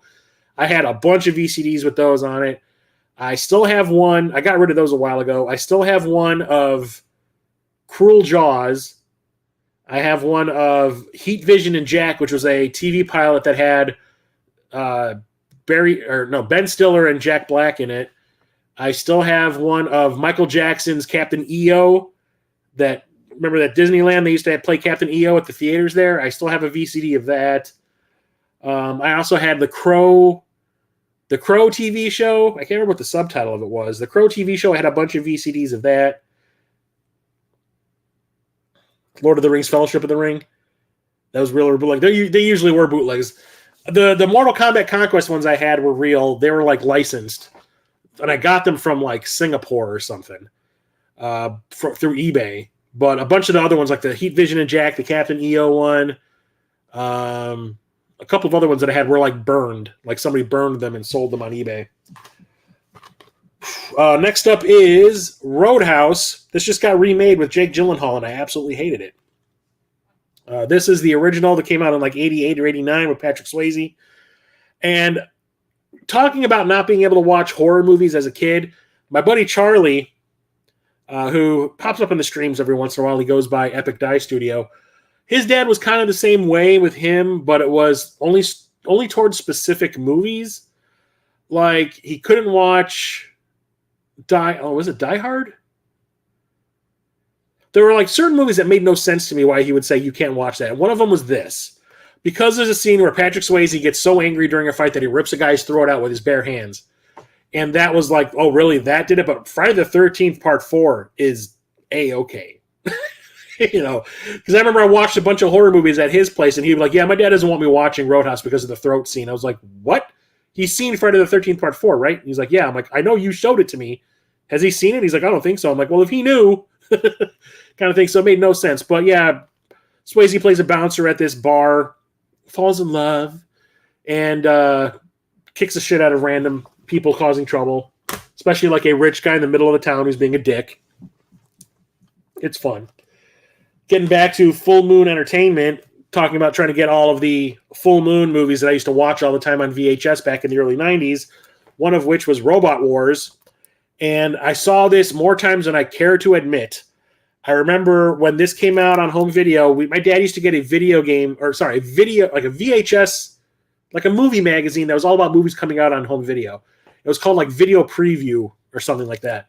And I saw the review of this before the movie came out, and they were like, that is one of the shittiest freaking movies to come out of Full Moon that we have ever seen. Like, it is so bad. And then when I saw that, I said, oh, yeah, I'm definitely watching that on day one. So I went out and rented a copy of it, thinking that it was kind of attached to Robot Jocks that they made as Empire back in the 80s. It had nothing to do with it. And yeah, it is pretty bad. It has a lot of really cool stop motion robots fighting in it, but outside of that, the acting is terrible. The sets are terrible. Everything about it is pretty bad. But it's still kind of like cheesy, stupid fun. Dalton, yep. Roundhouse kicking. Yep, Dalton. So I have a soft spot for this because I watched it all the time, even though I didn't really like it. But like I said, I want to get all the Full Moon movies, so I picked that one up. Oh, shit, I just spun my... Oh, no, what did I drop? Oh, the John Hancock button. I saw a soft spot for it. Next up is The Rock. I absolutely love this movie. So I saw Bad Boys in the theater, I think, twice, and I really started to like Michael Bay's style. I thought he had a really cool knack for getting really awesome shots, especially when, at the end of the movie, when that dude is standing in the doorway of that plane in that hangar, and then that bomb goes off, and you just see his body on fire come shooting right toward the camera. I was like, that's the coolest thing I've ever seen. So naturally, his next movie comes out, and I'm like, I'm seeing that shit day one. And I did. Me and a couple of my friends and my brother went and saw this in the theater day one, and we absolutely loved it. This is a fantastic action movie. I think it still holds up. Sean Connery claims he's not playing a ripoff of his own James Bond character, but oh, he is. He even makes some jokes about it, too, in the movie. Nicolas Cage, this is the first time they try to throw Nicolas Cage into an action movie, and he doesn't really do a lot of action-y things in this like he did in Con Air, but he does have some great lines in this one. And Ed Harris plays the bad guy, or is he? Fantastic. I absolutely love it. Absolutely love it. You remember watching Robot Wars? It has, if you remember Karate Kid Part 2, the guy who lived in Japan that was still pissed off at Mr. Miyagi, the older dude, he's in it. And Barbara Crampton, who I talked about from Reanimator, she's in it too. But she's like, those are the only two people I recognized. Oh, The Rock. Oh, okay. Yeah, those balls have the virus that they were threatening to launch at the San Francisco Bay. The military. So Ed Harris is pissed off that the people who served in the military and died, their families aren't getting what are promised to them monetarily. Like the government is not taking care of the people who, their soldiers died in the line of duty kind of thing, like they said they would. So he like steals this virus that are like stored in these green balls, and he threatens to launch them at the San Francisco Bay if he isn't given a bunch of money to distribute to these people who he thinks have been wronged by the government. And yeah, Nicolas Cage grabs one of the balls and throws him in this, or puts it in this one dude's mouth, and uppercuts him, and then kicks him off a building, and you see like the virus just melting him. Next up, we have an animated movie that I know a lot of people don't know, but I remember. So back in the day, back in the early 80s, when Nickelodeon first started, Nickelodeon had like 4 shows. You can't do that on television. This thing called The Labyrinth, I think it was called. It had Labyrinth in the title. And there was maybe one cartoon. I think they played Danger Mouse episodes. And then on the weekends, they would have this show that was hosted by Leonard Nimoy. And I want to say it was called Movie Magic or something like that. Movie Magic, where it was all about a movie that was coming out that was very special effects heavy. And they would do like an entire episode about how they did the special effects for that movie. And I used to watch every episode. They did one about that movie, The Keep, which was strange for Nickelodeon because that was a horror movie and Nickelodeon's for kids. And they did a whole episode about a horror film. And I think they even showed somebody explode in that episode. But they did one about this movie. And they're making a really big deal that Debbie Harry, from Blondie was involved and Iggy Pop was involved. and it was done by it's an animated film by Nelvana, who was kind of well known for, was it Animal Olympics and the Star Wars Holiday Special. They did the Boba Fett cartoon and all that. So they're making a really big deal about they dedicated an entire episode to this movie, and it's called Rock and Rule. It had a soundtrack that was by a bunch of popular artists, like I said, Debbie Harry, Iggy Pop, Cheap Trick, and Lou Reed. And it's like after an apocalypse, all the humans have died, but the rodents that survived have evolved to become human-like, and they basically do human-like things. Like one of them is a girl that wants to sing in a band, but there's this really popular and rich musician, what's his name? Mott, I think is his name. He basically can turn somebody from a nobody into a somebody overnight, and she tries to go after him to make her a star, and he kind of does, but turns out he also wants to worship the devil and bring him to life, and it's like, what's happening? It's really kind of crazy, but it's fun. It's silly. There's like a song in here during a disco scene by Earth, Wind, and Fire that's actually pretty good, but this whole scene is kind of out of place. It's strange. There's like 3 cuts of the movie on here, if I remember correctly. 2 versions of the movie. There's a theatrical cut and then the alternate version of Rock and Roll, which is more adult. If you like heavy metal, like I see VGM's talking about there, yeah, this came out after heavy metal. That came out in 1980. This came out like in 82. Yeah, like 1982, I want to say. Never got to see this in the theater. I don't even remember this playing in the theater by me when I was a kid. So I never got a chance to watch it. But I always wanted to. Never even saw it on home video. I want to say until DVD came out. And DVD, I finally was able to get a copy of it there. And I watched it and I was like, this is the weirdest damn animated movie I've ever seen. But I kind of like it because it's so weird. So I recommend it if you can find a copy of it. And another thing, I found that at Half Price Books. Next up is one of my favorite like action-y movies from the 90s, and that is The Rocketeer. This is the 20th anniversary edition. There's still talks in making a real-time sequel to this with all the same people. So this came out in 1990.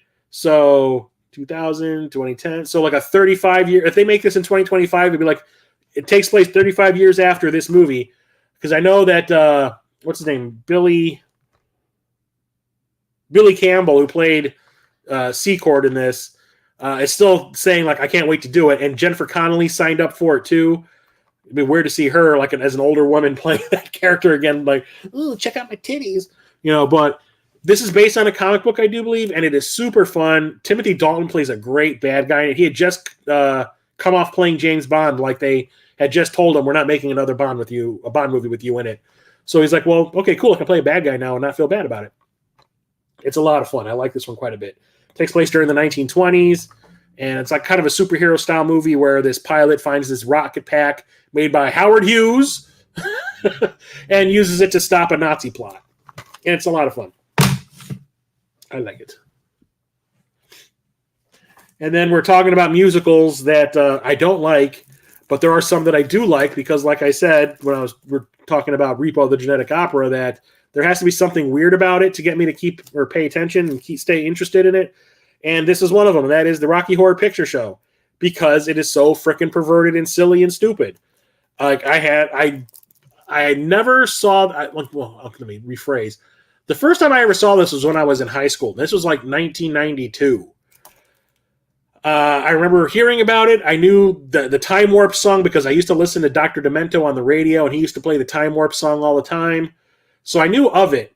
Just never, like I said, it was a musical. I never had any interest in watching it. And plus, my dad was kind of a homophobe, so anything that had to do with that kind of stuff was definitely off limits in our house. I remember when I took my brother to go see The Birdcage in the theater.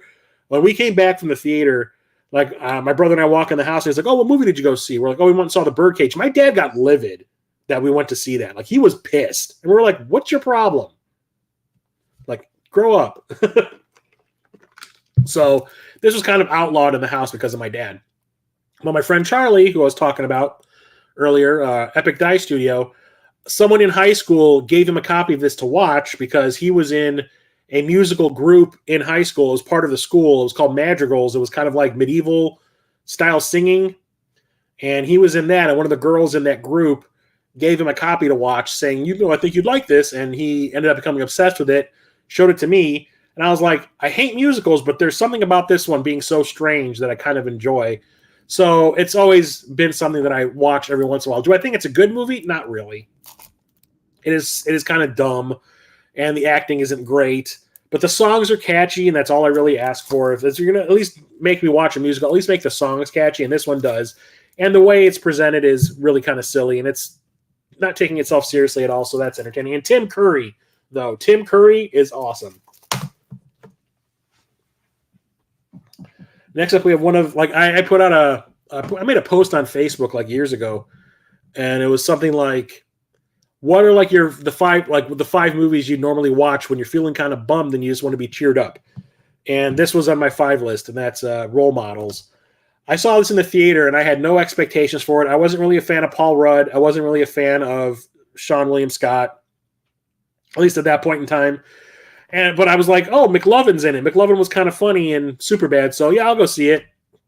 I had freaking tears in my eyes watching this. I was laughing so hard all the time. So I usually use this as one of those movies that I watch when I'm kind of like bummed out about something, and I'll watch it and I'll forget about everything for an hour and a half, 2 hours, because this is super funny. So 2 guys who basically work for a energy drink company called, what is it, Minotaur or whatever, crash their car that they use for work and get public service as their sentence by the police, and they end up having to go to a what is it, like it's not a summer camp. It's like a program for like children who need to have like a friend in order to help them socialize. So Paul Rudd gets teamed up with McLovin, who is super into LARPing. And that's all he ever wants to talk about is LARPing. And Paul Rudd ain't having it. And Sean William Scott gets stuck with this little kid who talks like a thug all the time and is kind of like a troublemaker, but they end up getting like an understanding, which I think is great. And the movie ends up being super freaking funny. I absolutely love it. If you white, then you Ben Affleck. That kid cracks me up in that movie. He's so good. When he learns about the band Kiss, when Sean William Scott teaches that kid about Kiss, he's like, yeah, it's about a bunch of really dopey Jewish guys who just sing about getting dick all the time, and they actually did. Romeo and Michelle's High School Reunion is another one of the movies that I put on that list of movies I watch when I'm bummed. So when I was working at that video store in the mid-90s, I've talked about this before, that I was the person who would always get the teaser, or what do they call it, the preview tapes that we would get in the store. So the movie companies would send all video stores, if you signed up with them for some program or whatever, they would send you like movies before they would come out on home video. They would send a copy, like a preview copy of you, or can't talk. They would send a preview copy to you to watch, to help you determine how many copies of that movie you would want to buy to put in your store. So when those types of preview tapes would show up at the store, my boss didn't have time to watch any of these movies, but he knew that I loved the watching movies, so he would always hand the box of the preview tapes over to me, and over like a weekend I would watch them all, then come back on Monday and be like, yeah, you need to buy so many copies of this, so many of this, so many of this. Well, we got this one from Disney, and they had like a bunch of movies. I think it was Grosse Pointe Blank, Romeo and Michelle's High School Reunion, a couple of direct-to-video movies. I think one of them was called Adrenaline that had Christophe Lambert in it. And I watched Romeo and Michelle's High School Reunion not knowing much about it except what I saw in the trailer, and I was like, yeah, it's a girl movie. I'm not watching that. And I watched it, and I was laughing so freaking hard, like you would not believe. It's about 2 kind of airheady girls who are going to their 10-year high school reunion and think that they're not going to live up to everyone's expectations. Like, they used to get picked on all the time when they were in high school, so they want to go back being with the impression of being like impressive to everybody else, when actually they just work dumb jobs. Like one of them works at a car dealership, like the person that you go and pay at the car dealership when your car's done being fixed. That's what one of them does. The other one, I think, works at a clothing store, and they pretend like they're the ones who invented Post-its to get some kind of clout going, and it backfires in their face when they get there.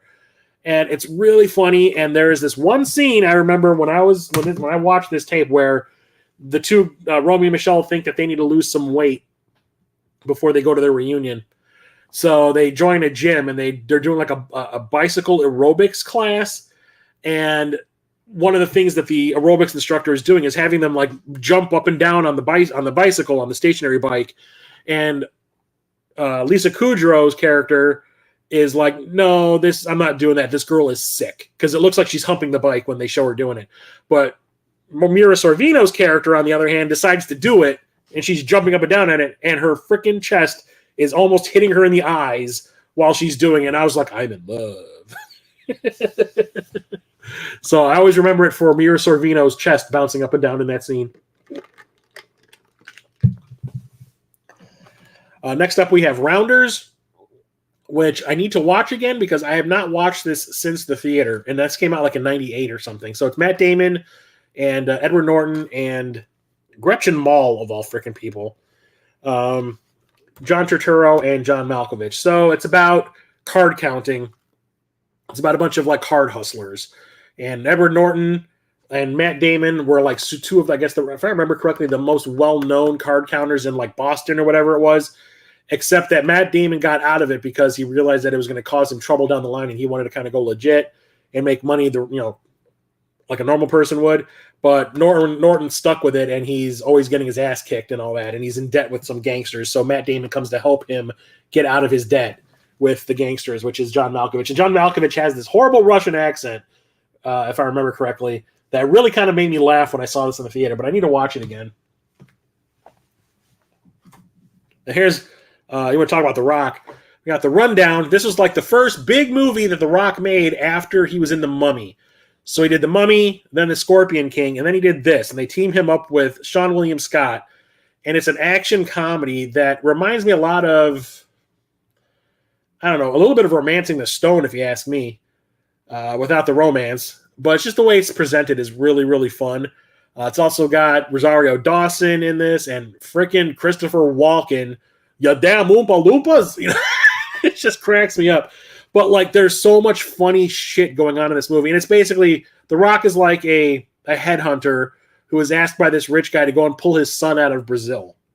And turns out his son who's Sean William Scott, is down in Brazil looking for like a jewel kind of situation, kind of like Romancing the Stone. And ends up getting caught up with this guy who's like running a slave camp run by Christopher Walken. And like the shit that comes out of Christopher Walken's mouth is hysterically funny, but also like The Rock is like, this is when I realized that The Rock is genuinely a funny guy.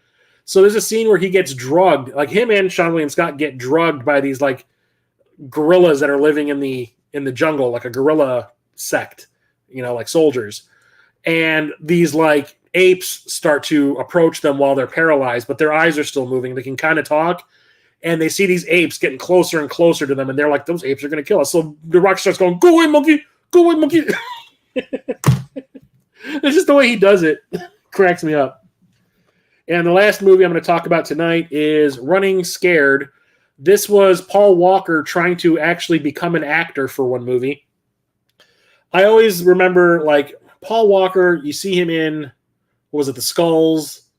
And wasn't he in Varsity Blues? But the first Fast and the Furious, your first couple of Fast and the Furious movies, you're like, he's not that great of an actor. He's getting by on his looks. And then this came out, and this is his attempt to like be a serious actor. And this is, it's weird because this is by the dude who directed The Cooler. I can't remember what his name is, and I cannot freaking read it here. Wayne Kramer. So if you've seen The Cooler, it's a pretty straightforward movie. William H. Macy's in it. He works at a casino, and he's like he is the embodiment of bad luck.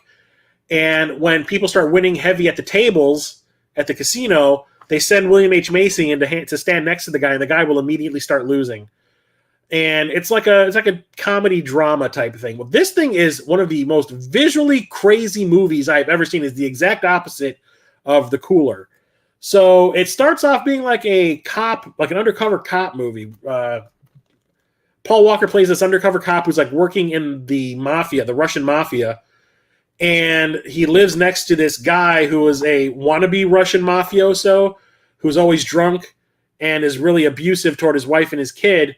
And the kid, who knows Paul Walker's son, steals one of Paul Walker's guns, which happens to have been used in a murder against another gangster, uses it to try to kill his father, and then he ends up going on the run because he was supposed to destroy that gun after it was used to kill that mobster, but he didn't. He was holding it for evidence for his, to hold a case against the gangsters when they arrest them.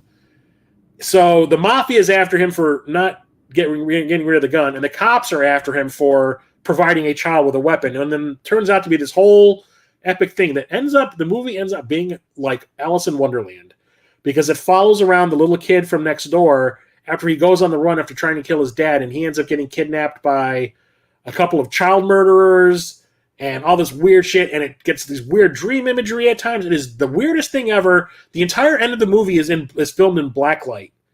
And it is really cool because, I don't know what kind of blood they used for the blood at the end of the movie, but it, glows when you see it in this scene. It is really cool the way it works. Some people have, glowing eyes and shit. So it's wacky. It is weird. It is not what I expected because the trailers made it look like a straight-up gangster movie, and that's what I went to see. I ended up walking out going, did I just watch some weird, Grimm's fairy tale thing? It's kind of fantastic. I really like it. So that's why I picked it up. But I didn't even realize it was on Blu-ray. I remember I went into Amazon one day and I got a recommendation saying people who bought this thing that you bought also bought this. And I saw Running Scare. I was like, oh yeah, click, buy now. So that's it for tonight. I will be back next week with the S movies in my collection, which will be another longer stream. This is probably one of the longer film collection streams that I've done recently. Lately, they've been real short. So I hope you will join me then. So next Thursday at 8:30 p.m. Central.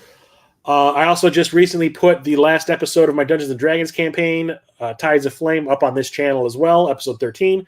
And we are going to be streaming the 14th episode this Sunday on Twitch, probably in the early afternoon. We haven't decided on a time yet. But if you're interested in watching that live, hang on one second.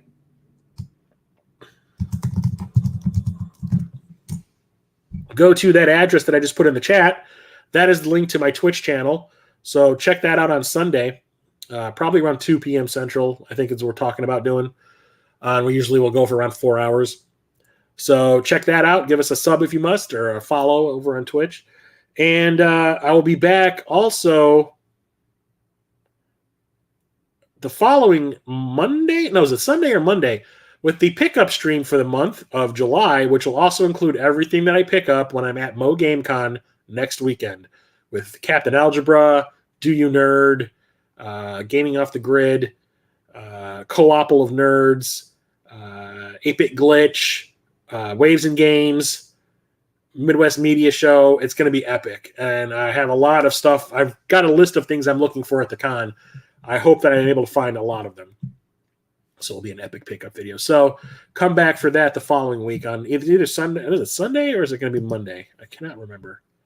Because whatever the last day of the month is. And I think... So today's the 18th. So 27th and 28th. Oh, no. Actually, it will be in 2 weeks on Wednesday. So there will be time. Okay, so I don't have to start advertising that just yet. But anyway, stay tuned for all that stuff. So I'll talk to you all later. Thank you, everybody, for coming and hanging out with me tonight. I really appreciate it. Thank you a whole bunch. I will talk to you all later. Have a good night and stay safe out there. Chris of Midlife Crisis Media out.